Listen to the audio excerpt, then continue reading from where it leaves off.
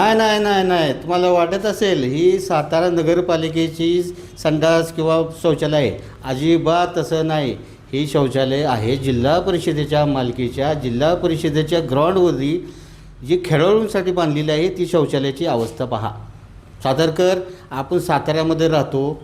साताऱ्यातील एकमेव खेळासाठी असलेला मोठं मैदान जे जिल्हा परिषदेच्या मालकीचं आहे आणि त्या मैदानातील खेळाडूंसाठी जी बांधलेली शौचालय आहे त्याची अत्यंत वाईट आणि बिकट अवस्था आपल्याला आता सध्या पाहायला मिळत आहे. आपण संपूर्ण परिसर पाहूया.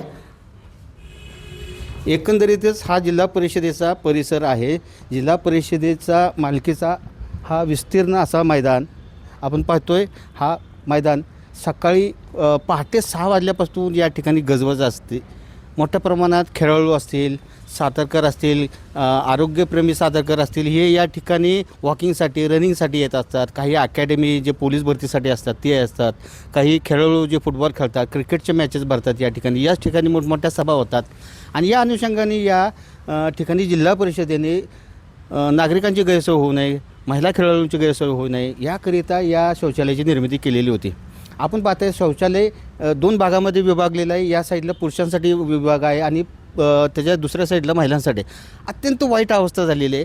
2 वर्षापूर्वी बांधलेल्या संडासची देखभाल आणि देखरेखी अभावी इतकी वाईट अवस्था झालेली आहे की या ठिकाणी ज्या महिला खेळाडू असतात किंवा महिला या ठिकाणी वॉकिंगला येतात, रनिंगला, त्यांना जर अचानक जर जावं लागलं तर जायचं कुठं हा पहिला महत्त्वाचा प्रश्न असतो.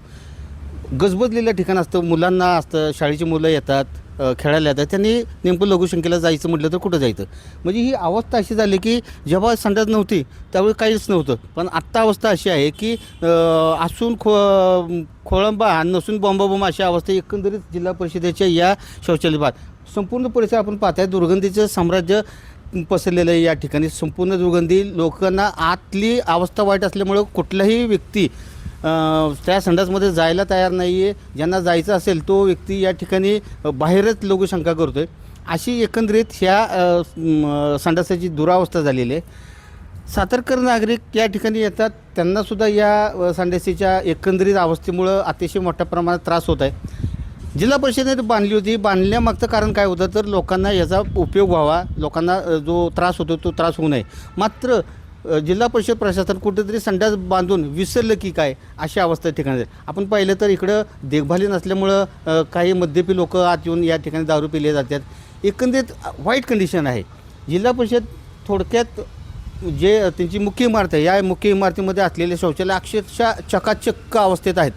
मात्र हाकेच्या अंतरावर असलेल्या त्यांच्याच मालकीच्या जिल्हा परिषदेच्या या शौचालयाची अत्यंत वाईट अवस्था असल्यामुळं या ठिकाणी जी खेळाडू असतात त्यांनी अक्षरशः नाराजी व्यक्त केलेली आहे. आम्ही बोलण्याचा प्रयत्न केला पण काहींनी बोलण्यापासून नकार दिला, कारण की त्यांना या ठिकाणी खेळायच्या परत अधिकाऱ्यांकडून आमचा सराव बंद होईल अशा प्रकारची येणारी भीती आहे. त्यामुळे त्यांनी बोलायला नकार दिले. तरीसुद्धा त्यांनी आम्हाला स्पष्ट सांगितलं की आम्हाला अत्यंत त्रास होतो या ठिकाणी.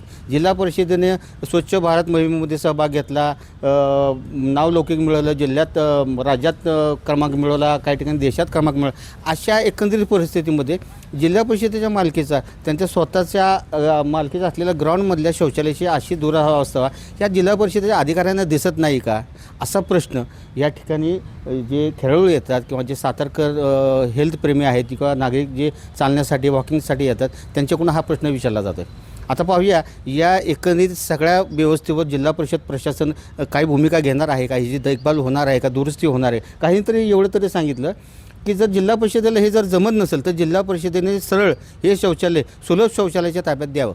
आम्ही पैसे देऊ, कमीत कमी हे टापटूप तरी राहील, व्यवस्थित राहील. पैसे गेले आम्हाला परवा नाही, पण शौचालयाचा उपयोग आम्हाला करता यावा अशी यांची भूमिका आहे. आता जिल्हा परिषद पाहूया काय करते, स्वतः चालवते का कुणाकडे देते.